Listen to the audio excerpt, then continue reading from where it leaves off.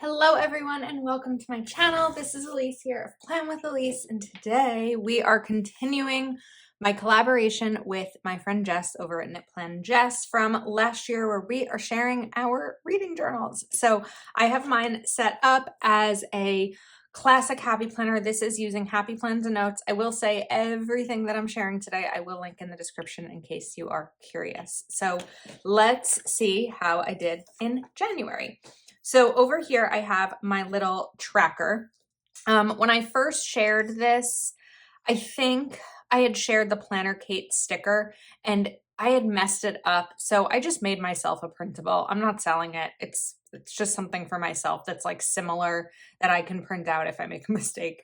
But I used my Zig Clean Color Dot markers to dot these. So I had 6 days of no reading. Then I did under 30 minutes, just a quick read. 5 days under 30 minutes. 8 days of 30 minutes to an hour. And then I lost track. Hold on. Can't do this way, purple. 11 days of more than 30 minutes, more than an hour, and no audiobook days. So most of my reading was more than an hour. That said, it's not always an hour at once. Typically, my reading schedule on a weekday will be a little bit before work and then more after work. I do know that one of these days, the 28th, I think was a Saturday, was more than an hour. That was the Saturday that I was just kind of reading for a lot of the day, just because I enjoyed the book, but also it was like an anxiety relief for me. So most of my 1 hour is not me sitting down for an hour at a time, because I don't always have that time in my day. So I'm excited about this tracker because I can really see sort of how my reading is going. And then we have my Perpetual calendar. So I didn't update the tracker for February. I've already started a book, but this is how I use it. Now, it's not a perfect system because what's an example? Okay, Get Good with Money. I started on the 9th, but I don't think I finished it until the 16th. Sometimes I flip-flop a little bit back and forth between books. So it's not a perfect system. Some months it is. Some months I start and then I finish. But like Rock, Paper, Scissors, I started on January 30th, and then I actually haven't gotten back to it. I'm probably going to go back to it after I finish my first February book, which is called Good for You. But I really like this setup for the Perpetual calendar. Then let's go to January. So again, I had a lot of reading days in January. We are in the winter. I'm spending a lot of time inside. So I did have a lot of days of reading, but also it's like a new year, a goal to read 100 books again this year. So I'm really dedicating to it. And I read 12 books, which was a lot. One of them is very short. The Kevin Hart book, we'll get to how many pages it is, but it's like under 70 or something. So that was a quick read. I do typically read about 100 pages in an hour, depending on how into the book I am and how eager I am to see what happens on the next page. So it is doable for me to read a book within a couple of hours. My favorite book of the month was Carrie Soto is Back by Taylor Jenkins Reid. Memorable quote was actually not from that. I need to do this, update this here. This was from the Kevin Hart book. And I love this quote, "Where you look is where you're going to go." I feel like sometimes I'm guilty. I want to say we, but I'm just going to speak for myself and not for you. I am guilty of looking in the past, and that can be really challenging because with this quote, the idea is if you look in the past, you're only going to be going back to the past.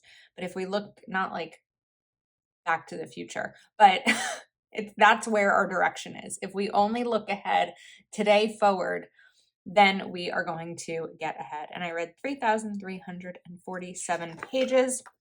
This was my monthly overview. So you can see actually here that the zig dot markers did bleed through. They can bleed through depending on how hard you press.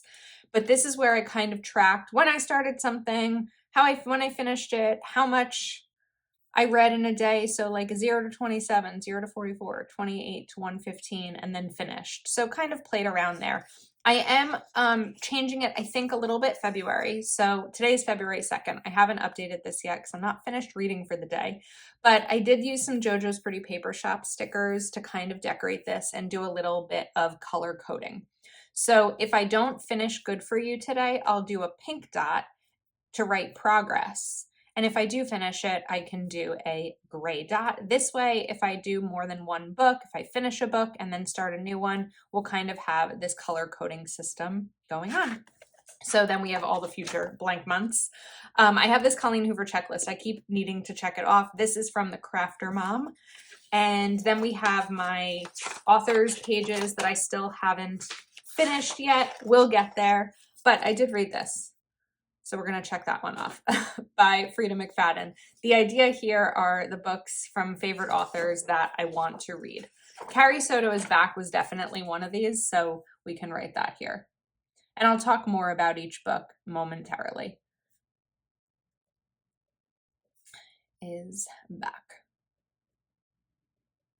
I also had a very cool content creator moment in January where Reese's Book Club featured my reel sharing my 100 book tracker. Oh wait, did I finish this? Hang on. I did not finish this. We need to update one more. Oh my goodness. Where are my colored pencils? Let's do gray. So the Reese's Book Club Instagram shared my reel on their feed, and it has been so much fun to connect with many new followers and customers and readers. It's been an adventure these last couple of weeks. We're just going to write the subtle art. Okay, so I have a blank one printed out here just because my original 100 book tracker had 96 books and not 100. And while I fixed that in September and reached out to everyone who purchased it, my cover on Etsy didn't have the updated image. So when a lot of new customers came because of the Reese's Book Club feature, they were questioning the amount of books on it based on the cover photo on Etsy. So I printed out another just blank one so I could retake that. But this is my 100 bookshelf and I love it. It's really special to me because I put a lot of time into it and love seeing you all sharing it. I also have a 50 book one if you feel that 100 is not a number that you want to track. Okay, now we have my book bingo. So last year, one of the things I said, I think in every reading journal recap video, was that I wanted a way to track what each of them, like what books correspond. So I just started writing it down. So we have a finance focused book, Get Good with Money, self-improvement, The Subtle Art of Not Giving Up, and Finish in One Day, The Last Flight. I do have one more slot here, so let me know if you have any recommendations about what I can put in this slot. I will take one of your recommendations and we will put it here. But we have published in 2023, audiobook, Black author, Second Chance, a book that I didn't finish that I want to give another chance to. A family recommendation, something on my bookshelf that I haven't read, an Amazon First Reads book, an author with a disability, an author's first book, a Read with Jenna recommendation. So Read with Jenna, I'm speaking really fast. Read with Jenna is the Today Show's book club. And I'd like to read one of their recommendations. I also want to do a Reese's Book Club recommendation, an LGBTQ plus IA author. Finish in One Day, we did historical fiction, a book about the Holocaust. I read a lot of Holocaust literature because it's important. It's important to know the stories, and it's probably always going to be one of the most important types of books that I read. A friend recommendation, a Jewish author, a sequel, a New Jersey author, an AAPI author, and a follower recommendation, something that one of you has recommended to me. I do have a running list. If you would like to add to it, please do comment below. Books that I love are thrillers, some like romantic kinds of books, historical fiction, memoirs. Books I don't enjoy are fantasy, sci-fi, anything in like another realm or time travel. My brain has a hard time wrapping its head around. So my brain has a hard time wrapping my brain around. Anyway, let me know what to fill this one in with. And last year I created a book bingo. I think I only had 1 or 2 bingos because I did it, what I filled in things that I filled it in prior to having like a year of full reading. I had only been regularly reading again for a few months, and it was like um something published in 1987, this kind of book, this kind of book. And I was like, I actually want this to be books I'm interested in, just with specific categories. So we changed it up a little bit. That said, now Black author, I could totally do Kevin Hart, but the thing is, yes, Kevin Hart is an author. He published a book. However, I want it to be someone whose entire job is being an author and not an actor who wrote a book. It's not to negate him writing it. It was a great book, but I do want to be specific about not just like, well, you know, I read a book by Kevin Hart, let me knock that one off. I read this, let me knock that one off. I want to be more intentional about this book bingo. Now, continuing, I have my another 100 book tracker because I'm a sucker for a tracker. So we are 12 books in. And my monthly review. I had to do a sticker thing here because I made a mistake, but 12 books, 3,347 pages. Then we have my A to Z reading challenge. So putting in the books here as I've read them. I think we got everything but X or Z last year. I don't remember. I think Z, because I think I used the book The X as the X. So we'll see how this one goes. Okay. Let's talk about the books and not just how I track the books. These are also printables in my Etsy shop. So the first book I read, I also want to say I'm changing my book review system. Last year, any book I liked, I would just give 4 or 5 stars. It was a good book. Let's give it a bunch of stars. But I saw someone on Instagram, I can't remember who it was, I wish I could, explain her review that when a book is excellent, if you give all books 4 or 5 stars, when a book is excellent, there's nothing left for that kind of star. So what I'm going to be doing is if the book was like, you have to drop everything you were doing and read this book immediately, and that has to be the next book you read, that will be a 5 star. A great book is going to be a 4 star. A book that, this was a good book, I enjoyed it, it was good, is going to get a 3. A book that was okay is a 2, and a book that I would not recommend will be a 1. So it's a little bit complicated because it's not really going to match my previous ratings when you look at what I read in 2022 as compared to this, because they're all going to look lower, but I am going to be a little bit more picky with how many stars I give out. So The Mother-in-Law by Sally Hepworth was a thriller, and it was a decent book. It was one that I would recommend. If you see 3 stars on here, I recommend it. But here was my memorable quote. I worked hard for everything I ever cared about, and nothing I ever cared about cost a single cent. So this is a whodunit type of story about someone's mother-in-law. Then we have Never Lie, which is by Frida McFadden. If you've watched my videos, you've seen a lot of Frida McFadden books in this last year. And this was a thriller. Again, decent book. I liked this quote. My mother always said not to leave the house in shoes you can't walk a mile in. Then we had a book by Lucinda Berry, who is another favorite of mine last year. She writes some really complicated types of thriller and psychological fiction, like psychological thriller. Definitely Frida McFadden and Lucinda Berry would be 2 of my top authors that I've read. Sometimes life gives you a second chance at love because you weren't ready for it the first time. So Never Lie is about a couple who end up in a house during a wintry storm. Off the Deep End is about a woman who is in a car crash where there were 2 children in the crash. One was her son, one was her son's friend, and she saved her son's friend. She didn't realize who she was saving. She grabbed a hand, and kind of what happens after that. So then we have The Wife Upstairs, which is about a woman who meets a man, a girl meets boy story with a wife upstairs. So I'm going to give it a 2 because I feel like the end was fine, but the end was a little bit rushed. I was like, wait, what happened? Did I miss a page? It kind of went from like story to boom, we're done. And it wasn't my favorite way to wrap up a story. I actually meant to give this a 5 and not a 4.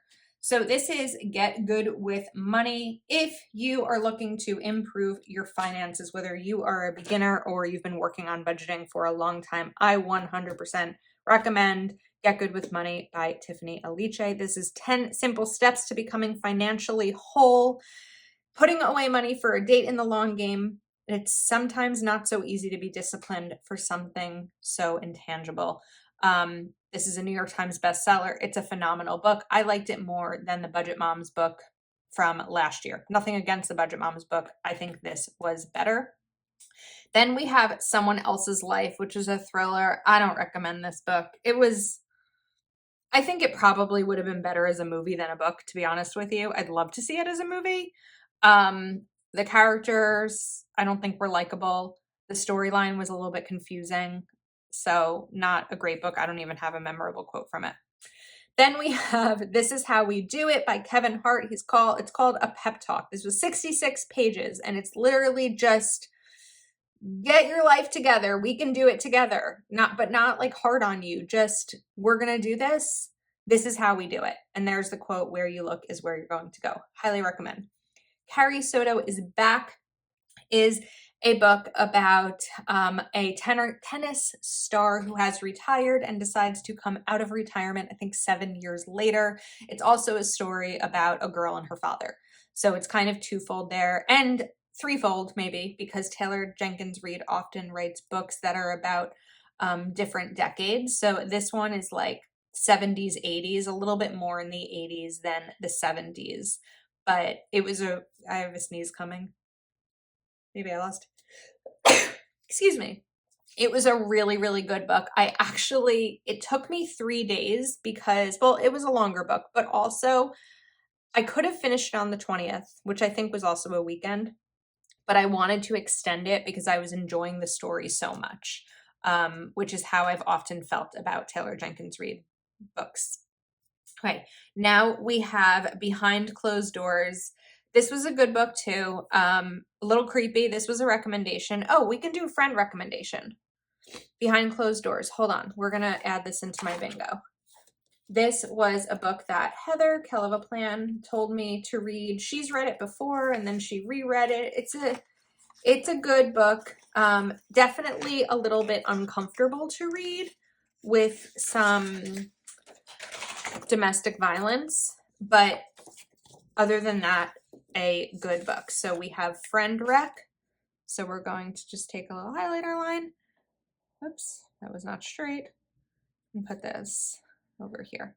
Okay, that was definitely sloppy, but we're going to do Friend. Now I'm 4 into the bingo. Behind Closed Doors by B.A. Paris.